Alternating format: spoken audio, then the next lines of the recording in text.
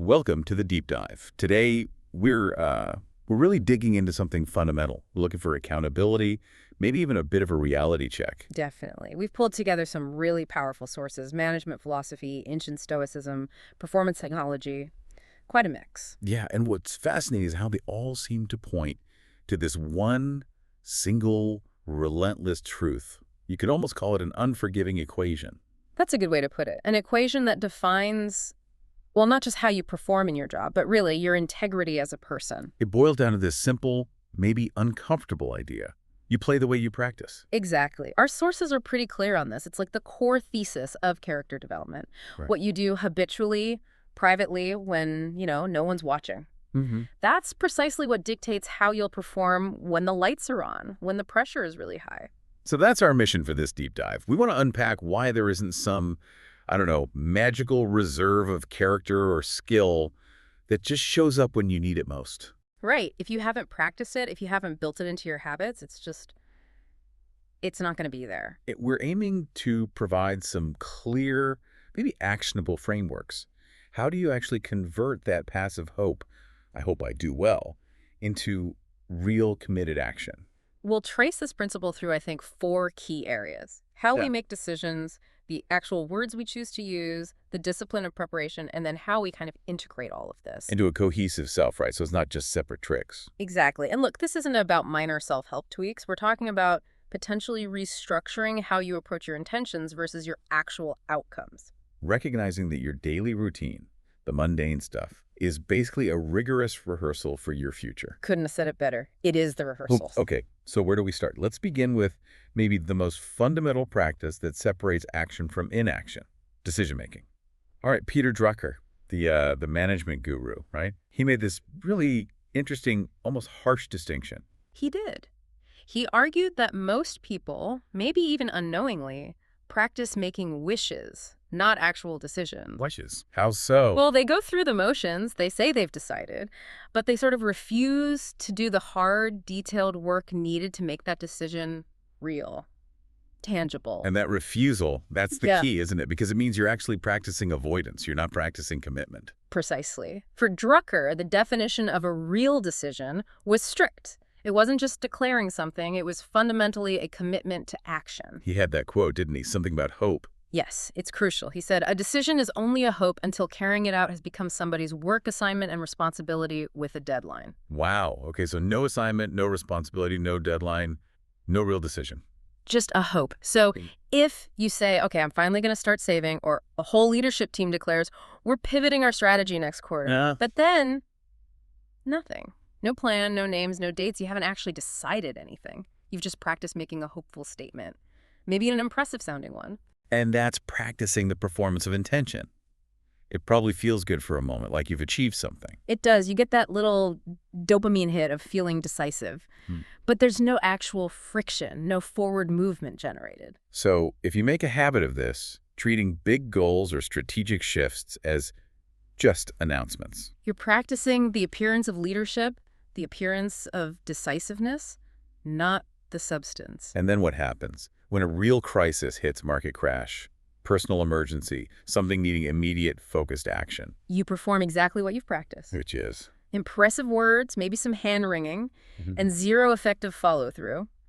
The situation demands substance, and all your training has been an appearance. That's why the sources keep saying the time to practice rigor isn't in the crisis. It's in the small, daily stuff no one sees. Exactly. So how do you practice making real decisions? Drucker gave us a framework, like a practice regimen. These 5 questions. They're maybe uncomfortable, definitely laborious, but they build the action into the decision right from the start. Okay, what are they? Let's walk through them. First, who has to know about this decision? Simple but vital. If it stays stuck in your head or just in the meeting room, it's useless. Communication is often action step number 1. Right. Get it out there. Second, moving to specifics, what action has to be taken? And third, crucially, who is to take it? The accountability piece. If you can't name the person and the specific task, you're still in wish territory. Exactly. Drucker says the decision isn't made until carrying it out is someone's specific work assignment and responsibility assigned, named. Okay, that makes sense. What's next? The fourth one is often the real hurdle, especially for big changes. What does the action have to be so that the people who have to do it can do it? That's interesting. So it's not just what action, but how does it need to be structured for them? Yes. This acknowledges the human element. You can't just assume people have the skills, time, or even the right attitude immediately. So if the decision requires a huge shift, like, say, moving a very traditional sales team totally online. Right. The action assigned can't just be go digital. It needs to be broken down. Maybe step 1 is training. Step 2 is new tools. Step 3 is practicing specific online sales techniques. It has to match their capacity, or you have to build their capacity as part of the action. Otherwise, you're not assigning action. You're basically assigning failure. You've got it. And finally, the 5th element, the one Drucker insisted was non-negotiable. Establish a deadline. Of course, without a timeline. It just floats. Responsibility gets fuzzy, resources don't get committed. The decision lingers until someone, maybe months later, says, hey, should we maybe redecide that thing? Practicing deadlines is practicing actual commitment. It sounds thorough. Mm. Almost exhausting just thinking about applying that to every decision. Why do people resist it? Because it forces accountability, right? And it shatters the illusion that decisions are easy or perfect. Making wishes is clean. Planning execution exposes all the gaps, the problems, the resource needs. It's messy. But that messy work is what creates the forward motion. And this connects to that historical insight you mentioned from Madame Roland. Ah, yes. It's a fascinating observation. She noticed that people who practice making real decisions, the ones who wrestle with Drucker's questions, essentially they create clarity and discipline. And paradoxically, this allows them to always find leisure moments. Wait, doing a hard work gives you more free time. That seems backwards. It does seem counterintuitive, doesn't it? But think about it. When you define the action, the person, the timeline, you reduce ambiguity. You reduce constant relitigation of the decision. You know what needs doing, when, by whom. So it frees up mental energy, less decision fatigue. Exactly. That clarity buys you time and mental peace. That's genuine leisure, not just inactivity. And the flip side, the person practicing just making declarations. They create chaos, constant urgency. Madame Roland said they are forever in a hurry, always reacting to fires that are often just the downstream consequences of their own unexecuted decisions. They feel incredibly busy rushing around. But achieving very little of substance. They're just rehearsing a state of perpetual panic and reactivity. So the big takeaway here, for anyone listening, if you want to be truly decisive when it counts, You have to stop practicing wish-making. Start practicing the detailed, maybe uncomfortable work of turning every commitment, big or small, personal or professional, into a real action item with someone responsible and a deadline. that's the daily practice of clarity. Makes sense. Let's shift gears a bit. So that discipline we need for decisions, it applies just as much, maybe even more frequently, to something else. Yeah. Words we use. Absolutely. Our sources pivot pretty sharply here, bringing in the Stoic perspective. Zeno's warning is, well, it's quite stark. Better to trip with the feet than with the tongue. Why is tripping with the tongue worse? Because physical injuries heal. A fall, a scrape, even a broken bone. Eventually it mends, often without a trace. But Zeno's point is that words, especially cruel or careless ones, have a permanence. What has been said can never be unsaid. They leave marks. On the person you said them to, obviously, but also. Critically, on you, the speaker. You're shaping your own character with your words. And in today's world, with everything recorded, social media, those words literally never get unsaid. They're archived, searchable. It adds a whole new layer, doesn't it? Which is why we have to see our speech patterns not as just spontaneous reactions, but as practiced, rehearsed behaviors. Like training. Exactly like training. If you habitually practice, say, casual cruelty in private chats, or biting sarcasm with colleagues, or maybe constant gossip, you're reinforcing those neural pathways. You're essentially training your tongue for conflict. So when you're stressed or tired or under real pressure, What comes out? The practiced meanness. That quick, sharp, unkind remark isn't an anomaly. It's the performance you've been rehearsing. You've taught your brain that lashing out is the efficient default response. wow. Okay, so if that's the negative practice, what's the positive practice regimen? It's the practice of elevation. There's that instruction, be somebody who makes everybody feel like somebody. That is not just, being nice. It's a crucial strengthening exercise for your character. How do you practice that specifically? It sounds a bit abstract. It's actually incredibly concrete. Every single interaction is a chance to practice. A rep, if you will. Okay, like what? Think about dealing with a server in a restaurant, a colleague who made a small mistake, even how you talk to your family when you're tired. Are you practicing using words that diminish them, that focus on blame or their shortcomings? Or are you practicing using words that preserve their dignity, that focus on the issue or the process, not the person, that build them up rather than tear them down? Right. Because if my default practice is tearing someone down over, I don't know, spilling coffee, Yeah. then when a really high-stakes mistake happens at work, something with real consequences, I'm not going to magically find some deep well of constructive, compassionate leadership. Nope. You'll perform your practice default, which in that case is probably emotional reaction and blame. Which ultimately determines your orientation to the world, right? This links to Brian Tracy's point. It does. He draws a distinction based on this practiced orientation. Successful people, he argues, practice looking for ways to help, to elevate others. Their default is generosity, service. They're constantly rehearsing it. And unsuccessful people. Practice the opposite. Their constant underlying rehearsal is asking, what's in it for me? They approach interactions, relationships, opportunities with this sort of extractive mindset. And it's not like a switch you can just flip in the moment. Not at all. This practiced orientation, looking outward to help versus inward to take, shapes their automatic identity. The successful person isn't deciding to be generous in a crisis. They're simply performing the identity they've spent maybe years rehearsing in small moments. Which brings us to the place where we get the most practice, our own heads. The internal dialogue, yes. Our sources really hammer this point. The most frequent practice ground isn't what we say out loud. It's the conversation we're constantly having with ourselves. And this is maybe the most profound connection in all this material. I think it might be. The core idea is you simply cannot practice thinking one way in private. Maybe relentless cynicism, harsh self-criticism, seeing yourself as a victim all the time, and then expect to consistently speak or act differently in public, especially under pressure. When the external filters drop, when you're stressed or tired. The internal voice takes the stage. Exactly. You perform your practice thoughts. If your private self-talk is constantly tearing you down, questioning your ability, focusing on unfairness, Then when a real challenge comes along, your public performance gets paralyzed by those exact same rehearsed doubts and anxieties.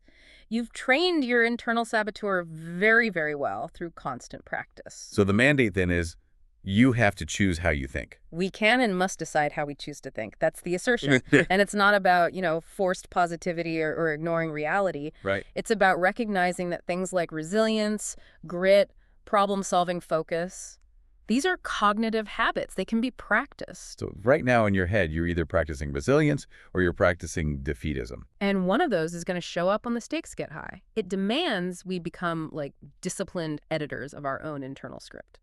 Every single day. Okay. Heavy stuff, but crucial.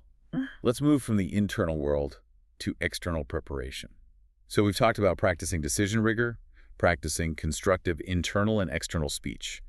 Now let's shift to preparing for external challenges, for performance itself. And a great way to frame this transition comes from Elmer Letterman's definition of luck. He said, luck is what happens when preparation meets opportunity. I like that. It takes the randomness out of luck, doesn't it? Completely. Opportunity. Well, that often comes from outside. Circumstance, timing, you can't always control it. But preparation, that is pure intentional practice. So the time you spend waiting for the opportunity isn't passive waiting. No, it's rehearsal time. That period is what determines whether you can actually seize the opportunity when it shows up. Have you practiced the skills needed? Have you built the capacity? Which implies preparation needs to be, well, multifaceted. It's not just one thing. This brings us to Erwan Le Corre's idea, that metaphor about hardware and software. Yeah, this is a really useful way to think about effective practice, like a systems approach. When we talk about building capacity, making your body stronger, improving memory, gaining raw knowledge, that's like upgrading your hardware. Okay, the basic potential, the raw power. Exactly. But then you have the skills, the coordination, the technique, how you actually apply that knowledge or strength. That's the software. And Le Corre's point is you need both practice together. Simultaneously, one without the other is pretty ineffective. Neither works well in isolation. Can you give an example? Sure. Think of a basketball player. They need strong hardware, right? Powerful legs to jump high, good stamina to last the whole game. But without the software, The precise muscle memory for a free throw, the coordinated footwork for a complex move, the strategic understanding of the game, all that raw power is kind of useless. It's not directed effectively. So if they only lift weights, they get strong but maybe clumsy. The hardware's great, software's lacking. Right, an uncoordinated ox, basically. Or if they only practice shooting form but never build their stamina, their hardware fails them. They might have perfect technique, but collapse from exhaustion in the fourth quarter. So true excellence requires practicing both together, building the capacity and the skill to use it so they reinforce each other. That's the integrated system, practicing strength and precision, power and control. And that kind of deep, integrated practice, it takes time. Which leads to another point from the sources. Improvement takes patience, persistence, and practice. Yes, and this really pushes back against our modern craving for instant result, doesn't it? Totally. We see the highlight reels, the overnight success stories. But the sources warn that if you practice resenting the slow, grinding pace of real improvement, You're setting yourself up to fail. You'll perform with frustration. You'll likely abandon the effort right when you hit those inevitable plateaus, maybe just before a breakthrough. Why? Because you haven't practiced patience. You've practiced impatience. so the advice is to learn to relish in the process. Yeah. How? How do you practice enjoying the grind? It's about practicing finding satisfaction in the small things and the incremental growth, even when it feels painfully slow. If your motivation is only tied to that big, distant outcome, You'll burn out. you'll crash and burn when the journey gets tedious or difficult or just plain slow, which it always does at some point. So practically, how do you shift from practicing outcome focus to practicing process focus? You change what you measure and what you celebrate internally. Stop practicing judging yourself only by how close you are to the finish line. Start practicing acknowledging and celebrating the commitment to the effort itself. Like the win for today is just showing up and doing the work. Yeah. Even if the results aren't visible yet. Exactly. That is the practice of sustainability. You're reinforcing the behavior, not just the outcome. This seems connected to that other piece of advice that sounds kind of wrong at first. Start before you're ready. Ah, yes. Counterintuitive but critical. So many people get stuck practicing. Well, practicing waiting. Waiting for the perfect moment, the perfect plan, the feeling of complete readiness, often driven by a fear of looking foolish or making mistakes. But the sources argue that waiting for perfect readiness is the practice, a practiced form of avoidance. Precisely. Readiness isn't something you achieve before you start. It's largely a consequence of starting. It's built through the friction of doing, even imperfectly. So if you wait until you feel 100% ready, You might wait forever. Because real readiness, especially for complex things, is forged in the attempt. and what's the cost of only practicing waiting? The sources suggest that messy rehearsal, trying things out, performing with incomplete knowledge, making mistakes in lower stakes situations, that's what builds adaptability, resilience. The person who waits for perfect readiness has only practiced waiting. So when opportunity finally arrives, Their performance is exactly what they practiced. Hesitation, analysis paralysis, maybe a feeling of being overwhelmed. They haven't built the software needed to navigate the inevitable messiness and uncertainty of actually doing something new. okay, that leaves one more tension to resolve in this section. Play nice, but play to win. How do those fit together? Aren't they opposites in high-stakes competition? It often feels that way, but the sources argue this is a false dichotomy, and trying to be ruthless actually drains energy needed for peak performance. Now, how does playing nice strengthen performance? Think about what playing nice really means here. Integrity, treating opponents or colleagues with respect, following the rules. When you practice this, you eliminate a huge amount of cognitive and emotional drag. What kind of drag? The energy spent on pettiness, on scheming, on worrying about getting caught cutting corners, on managing the fallout from antagonism. If you practice integrity, all that mental energy is freed up to focus purely on the task at hand, on excellence, on solving the problem, on performing at your best. So it's actually a more efficient way to compete. A much more efficient, higher output mode, yes. And then there's the play to win part. Which means? Practicing giving your absolute full effort. Refusing to settle for mediocrity, pushing for excellence. This isn't just about beating the opponent, it's about honoring the game, the challenge itself. And maybe surprisingly, it also honors your opponent by offering them your best effort. So the goal is to practice both things at the same time. Fierce competitiveness and genuine respect. Exactly. You practice the integration of character and excellence. That combination, practiced consistently, is what leads to sustainable, high-level success. It's not one or the other. All right. Let's bring this all together now. How do we weave these different practices, decision, rigor, mindful words, preparation, process focus, into a whole life, an integrated self? Jim Rohn gives us a really crucial starting point here, cutting right through wishful thinking. Life does not get better by chance. It gets better by change. That hits hard against the practice of just hoping. It really does. Most people, if we're honest, are practicing waiting for a lucky break, right? A favorable chance. Waiting for the market to turn, for the boss to notice them, for circumstances to magically get easier. But change, that requires something different. It requires practice, but a specific kind. Yes, practicing often uncomfortable specific behaviors. Things like consistency, even when you don't feel motivated. Like taking small, concrete actions before inspiration strikes. Like measuring your progress by the effort you put in, not just the immediate results. The discomfort is the practice zone, if you only act when you feel like it. You miss the chance to practice discipline. The moment you choose the uncomfortable action, making that difficult phone call, starting the workout, facing the awkward truth that's practicing change, choosing procrastination, avoidance, waiting for motivation, that's practicing relying on chance. And over time, the results of practicing change accumulate. Measurably. That's how life actually gets better, according to Rohn, through practiced, intentional change. Okay, but then we have this other piece of advice that seems almost opposite. Be guided. Listen to the whispers of the universe. That sounds like waiting, like passivity. How does that fit with practicing active change? It's a great question because it highlights a necessary balance. This isn't about passive waiting. It's about practicing receptivity, which is actually a very active state. Active receptivity. Explain that. Effective practice isn't just about rigid determination and pushing forward relentlessly. It also has to include rehearsing openness, flexibility, practicing the ability to notice subtle signals, to sense when a change in direction is needed, to adapt when new information comes in.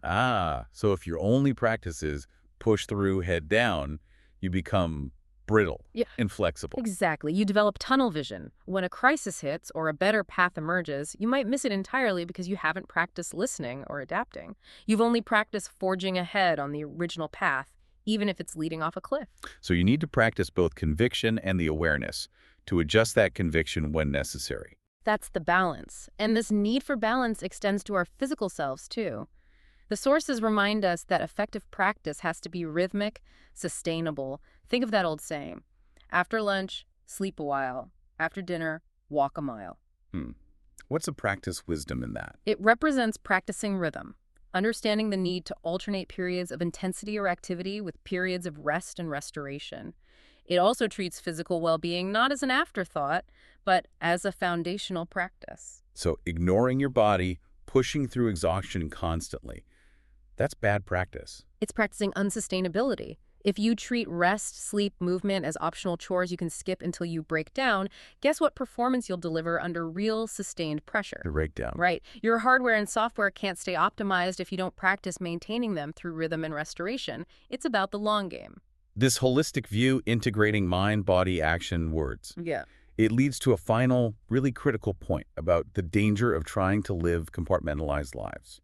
Yes, the high-stakes risk of trying to be one person here, another person there. You know, the meticulously careful, ethical professional at work, who then goes home and practices being careless or emotionally reactive or dismissive with their family or friends. We think we can keep those selves separate. We try, but the sources warn very clearly that under real pressure, stress, fatigue, vulnerability, those walls between compartments they collapse. Dramatically. Compartments only hold when life is relatively easy. So when the pressure is truly on, You don't get to choose which self shows up. You inevitably revert to and perform the self you have practiced most frequently, most habitually, often the one you practice most carelessly in private. so if my default practice when I'm tired at home is impatience and snapping, that's what's likely to leak out in a high-pressure negotiation at work when things go wrong. It's the underlying default. It's the only you're available when your conscious control, your energy for maintaining the compartments is depleted. Which means integrity isn't some fixed trait you either have or don't. No, it's the result of consistent, integrated practice across your whole life. You can't practice carelessness with small, private things being late, breaking little promises, ignoring health, and then expect to summon heroic integrity for the big public challenges. You're essentially practicing a life designed to fail under pressure if you do that. That's a powerful way to put it. The self you practice in private, day in and day out, is the only self you truly have access to when the spotlight finds you. You really only get one self. Hashtag tag outro. So we come full circle, back to that core idea, that unforgiving equation. You play the way you practice. It really is that stark, isn't it? The performance you deliver under pressure, it's not magic, it's not luck. It's simply your deepest habits made visible, stripped of all the usual pretense. There's no real separation between who you are in those quiet, low-stakes moments and who you become when everything's on the line. And that realization, well, it should probably create some profound discomfort. Because it means every little choice matters. Every mundane thing is actually consequential. How you handle that frustrating email first thing in the morning. Whether you follow through on that small promise you made only to yourself. How you talk to yourself when you mess up. These aren't insignificant details. They are high-repetition practice reps. They are determining your readiness for everything else that life throws at you. But, and this is important, the opportunity hidden in that uncomfortable truth is just as profound. Absolutely. Because it means every single moment, right now, today, is a chance to practice. Every interaction, every decision to apply Drucker's rigor, every choice to use Zeno's kindness, it's practice for the person you intend to become. You don't have to wait for some big crisis or major life change to start preparing. You can practice the integrated, holistic self right now. Take one small goal and actually apply Drucker's questions. Assign the action, name the person, set the deadline. Make it real. Choose your words deliberately today. Practice elevation, not diminishment, even in casual chat. Practice resilience by consciously finding some satisfaction in the effort of that task you dislike, not just wishing it was over. Celebrate the process. It feels like the sum total of all these sources is a call to eliminate hope, chance, and wishful thinking as strategies. And replace them with immediate, maybe terrifying personal accountability. Yeah. It completely reframes how we think about success and failure. So the ultimate question isn't really, what will I do when my big moment comes? Because as we've discussed, that answer is likely already decided by your history of practice. The real question, the one that matters every single day, maybe every single hour, is the one you have to ask yourself right now. What am I practicing right now? Because whatever that is. That is exactly what you will perform. Choose your practice well.